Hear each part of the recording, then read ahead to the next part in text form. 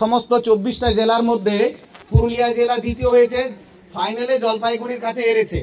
এবং সেই আন্ডার 17 খেলাতে আমাদের দুজন প্রতিনিধিত্ব করেছিল।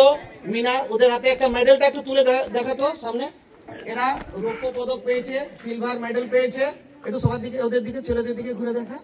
সিলভার মেডেল পেয়েছে, এদের দিকে। এই খেলাতে এরা রানার্স আপ হিসেবে সিলভার মেডেল এবং ট্রফি পেয়েছে, রানার্স ট্রফি পেয়েছে। এই জন্য আমাদের স্কুল গর্বিত।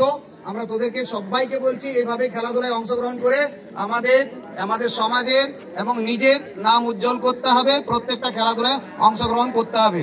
একটা হাততালি।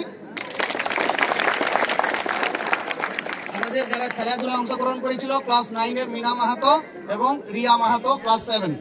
এছাড়া অঞ্জলি মুদি,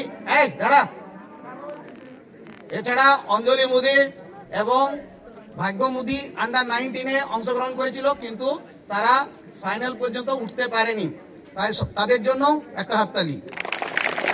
আমরা আশা করব ওরা প্রত্যেকটা খেলায় এভাবে অংশগ্রহণ করে আমাদের মুখ উজ্জ্বল করবি, আমাদের গৌরবান্বিত করবি। ঠিক আছে, বাসে যাও।